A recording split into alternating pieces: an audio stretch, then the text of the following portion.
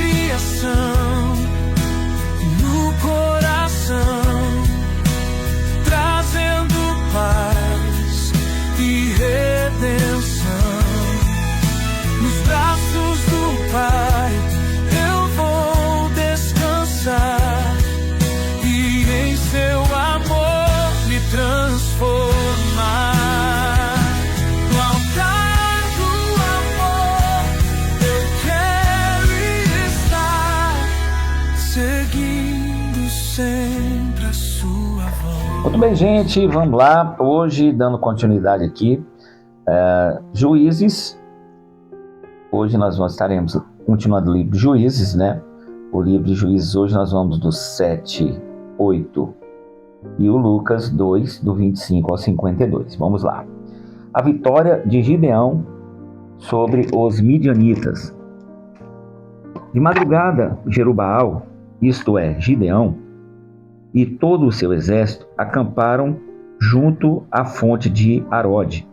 O acampamento de Midian estava ao norte deles no vale, perto do monte Moré. E o Senhor disse a Gideão: você tem gente demais para eu entregar Midian nas suas mãos, a fim de que Israel não se orgulhe contra mim, dizendo que a sua própria força os liberou. Anuncie, pois, ao povo que todo aquele que estiver tremendo de medo poderá ir embora do monte Gileade. Então 22.000 homens partiram, e ficaram apenas 10.000. Mas o Senhor tornou a dizer a Gideão: ainda há gente demais, desça com eles à beira d'água, e eu separarei os que ficarão com você. Se eu disser, este irá com você, ele irá, mas se eu disser, este não irá com você, ele não irá. Assim Gideão levou os homens à beira d'água, e o Senhor lhe disse: separe os que beberem água, lambendo como faz cachorro, daqueles que se ajoelharem para beber. O número dos que lamberam a água, levando-a com as mãos à boca, foi de 300 homens. Todos os demais se ajoelharam para beber. O Senhor disse a Gideão: com os 300 homens que lamberem a água, levarei você e entregarei os midianitas nas suas mãos. Mande para casa todos os outros homens. Gideão mandou os israelitas para suas tendas, mas reteve os 300. E estes ficaram com as provisões e as trombetas dos que partiram. O acampamento de Midian ficava abaixo deles no vale. Naquela noite o Senhor disse a Gideão: levante-se e desça ao acampamento, pois vou entregá-los na sua mão. Se você está com medo de atacá-los, desça ao acampamento com o seu servo Pura e ouça o que estiverem dizendo. Depois disso você terá coragem para atacar. Então ele e o seu povo e o seu servo Pura desceram até os postos avançados do acampamento. Os midianitas, os amalequitas e todos os outros povos que vinham do leste haviam se instalado no vale. Eram numerosos como nuvens de gafanhoto, assim como não se pode contar a areia da praia. Também não se podia contar os seus camelos. Gideão chegou bem no momento em que um homem estava contando ao outro o seu sonho. Tive um sonho, dizia ele. Um pão de cevada vinha rolando dentro do acampamento midianita e atingiu a tenda com tanta força que ela tombou e se desmontou. Seu amigo respondeu: não pode ser outra coisa senão a espada de Gideão, filho de Joás, o israelita. Deus entregou os midianitas e todo o acampamento nas mãos dele. Quando Gideão ouviu o sonho e a sua interpretação, adorou a Deus. Voltou para o acampamento de Israel e gritou: levantem-se! O Senhor entregou o acampamento midianita nas mãos de vocês. Dividiu os 300 homens em 3 companhias e pôs as mãos de todos eles as trombetas e jarros vazios com tochas dentro. E disse: observem-me, façam o que eu disser e façam o que eu fizer. Quando eu chegar à extremidade do acampamento, faça o que eu fizer. Quando eu e todos os que estiverem comigo tocarmos as nossas trombetas ao redor do acampamento, toquem as suas e gritem: pelo Senhor e por Gideão. Gideão e os 100 homens que o acompanhavam chegaram aos postos avançados do acampamento pouco depois da meia-noite. Assim que foram trocados os sentinelas, então tocaram as suas trombetas e quebraram jarros que tinham em suas mãos. As 3 companhias tocaram as trombetas e despedaçaram os jarros, empunhando as tochas com a mão esquerda e a trombeta com a direita, e gritaram: a espada pelo Senhor e por Gideão. Cada homem mantinha a sua posição em torno do acampamento, e todos os midianitas fugiram correndo e gritando. Quando os 300 trombetas soaram, o Senhor fez em que todo o acampamento dos homens se voltasse uns contra os outros com as suas espadas.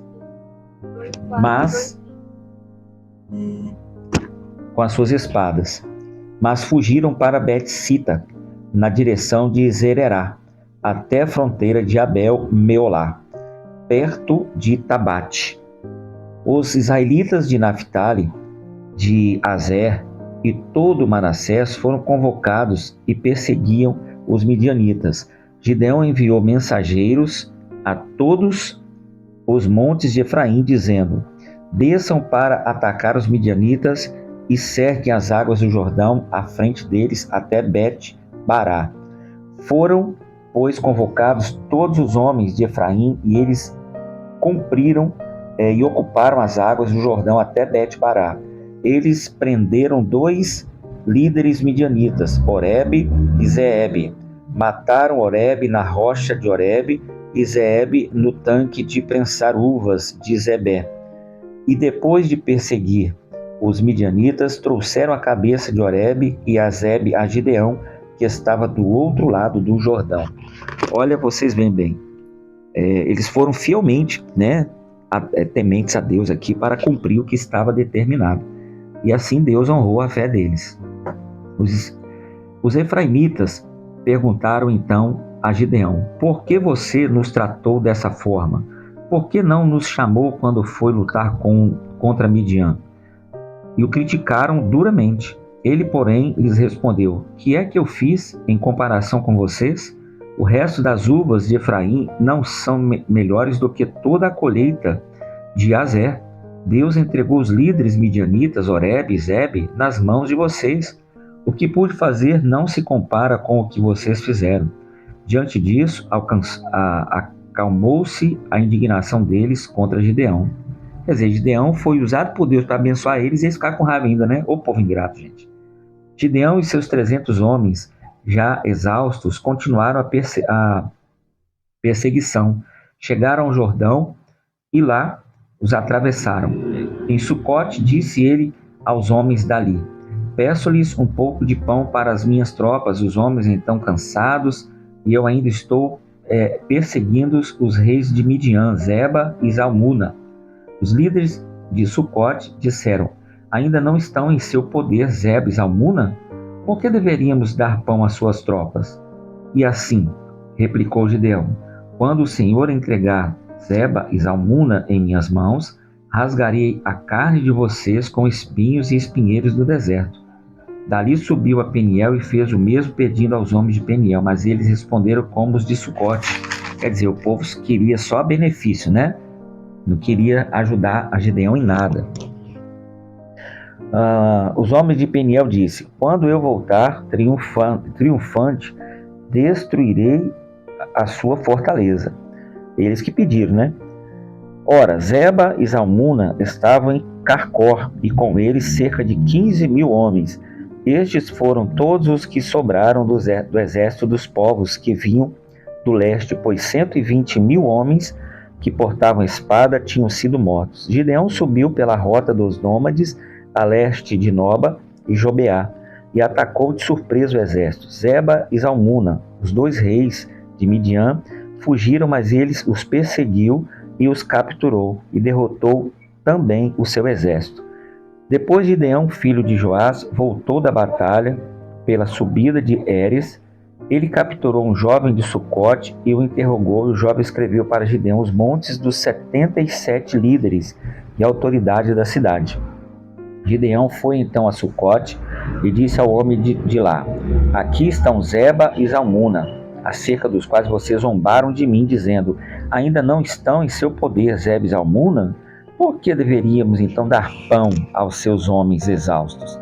Gideão prendeu os líderes da cidade de Sucote castigando-os com espinhos e espinheiros do deserto. Depois derrubou a fortaleza de Peniel e matou os homens daquela cidade.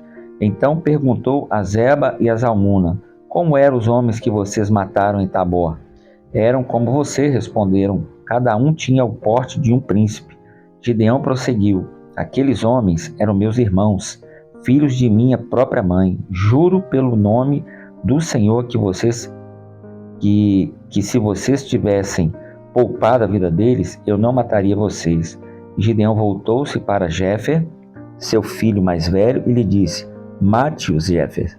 Porém teve medo e não desembainhou a espada, pois era muito jovem. Inseguro, né? Mas Zeba e Zalmuna disseram: venha, mate-nos você mesmo. Isso exige coragem de homem. Então Gideão, avançando, e os matou e tirou os enfeites do pescoço dos camelos deles. E os israelitas disseram a Gideão: reine sobre nós, você, seu filho e seu neto, pois você nos liberou das mãos de Midian. Não reinarei sobre vocês, respondeu Gideão, nem meu filho reinará sobre vocês, o Senhor reinará sobre vocês. E prosseguiu: só lhes faço um pedido, que cada um de vocês me dê um brinco da sua parte dos despojos. Os ismaelitas costumavam usar brincos de ouro. Eles responderam: de boa vontade os daremos a você. Então estenderam uma capa e cada homem jogou sobre ele um brinco tirado dos seus despojos. O peso dos brincos de ouro chegou a 20,5 kg, sem contar os enfeites, os pendentes e as roupas de púrpura que os reis de Midian usavam e os colares que estavam no pescoço de seus camelos. Gideão usou aquele ouro para fazer um manto sacerdotal que ele colocou em sua cidade, em Ofra. Todo o Israel prostituiu-se, fazendo dele objeto de adoração, e vem a ser uma armadilha para Gideão e sua família. Assim Midian foi subjugado pelos israelitas e não tornou a erguer cabeça. Durante a vida de Gideão, a terra desfrutou de paz 40 anos. Jerubaal, filho de Joás, retirou-se e foi para casa, onde ficou morando, e teve 70 filhos, todos gerados por ele, pois tinha muitas mulheres. Sua concubina, que morava em Siquém, também lhe deu um filho, e quem ele deu o nome de Abimeleque. Gideão, filho de Joás, morreu em idade avançada e foi sepultado no túmulo de seu pai, Joás, em Ofra dos Abiasritas.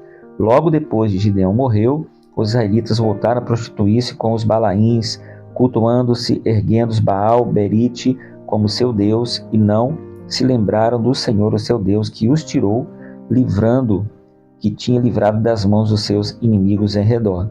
Também não foram bondosos com as famílias de Jerubaal, isto é, de Gideão, pois não reconheciam todo o bem que ele tinha feito.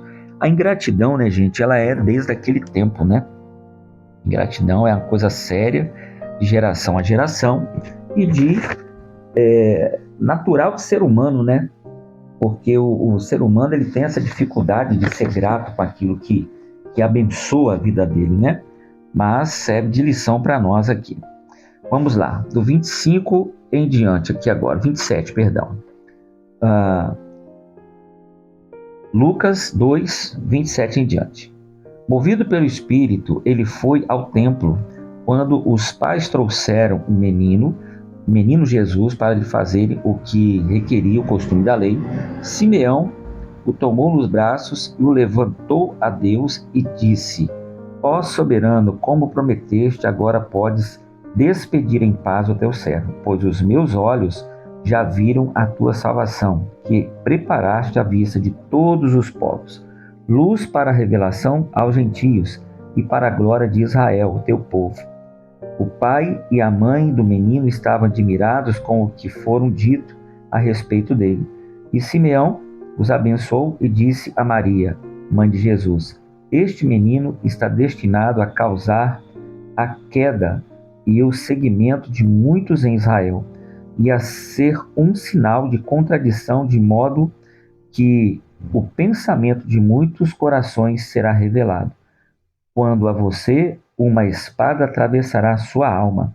Estava ali a profetisa Ana, filha de Fanuel, da tribo de Azer. Era muito idosa e tinha vivido com seu marido 7 anos depois de se casar. E então permanecerá viúva até a idade de 84 anos. Nunca deixará o templo. Adorava a Deus, jejuando e orando dia e noite. Tendo chegado ali naquele exato momento, deu graças a Deus e falava a respeito do menino a todos os que esperavam a redenção de Jerusalém. Depois de terem feito tudo o que era exigido pela lei do Senhor, voltaram para a sua própria cidade de Nazaré, na Galiléia. O menino crescia e se fortalecia, enchendo-se de sabedoria e graça de Deus, e a graça de Deus estava sobre ele. Todos os anos seus pais iam já a Jerusalém para a festa da Páscoa. Quando, quando esse menino completou 12 anos de idade, eles subiram à festa conforme costume, e terminada a festa, voltando aos seus pais para casa, o menino Jesus ficou em Jerusalém, sem que eles percebessem. Pensando que ele estava entre os companheiros de viagem, caminharam o dia todo, então começaram a procurá-lo entre os seus parentes e conhecidos. Não o encontrando, voltaram a Jerusalém para procurá-lo. Depois de 3 dias, o encontraram no templo, sentado entre os mestres, ouvindo-os, fazendo-lhes perguntas. Todos os que os ouviram ficaram maravilhados com o seu entendimento e com as suas respostas. Quando seus pais viram, ficaram perplexos. Sua mãe lhe disse: Filho, por que você nos fez isto? Seu pai e eu estávamos aflitos à sua procura. E ele respondeu: Por que vocês estavam me procurando? Não sabia que eu deveria estar na casa de meu pai? Mas eles, não compreendendo o que lhes dizia, então foi com ele para Nazaré e era-lhes obediente. Sua mãe, porém, guardava todas estas coisas em seu coração, e Jesus ia crescendo em sabedoria, estatura e graça diante de Deus e também diante dos homens. Você vê, apesar de ser quem ele era, né, de Maria saber, ali estava a primeira direção: obediência debaixo de toda a legalidade. Deus abençoe, gente. Fica na paz.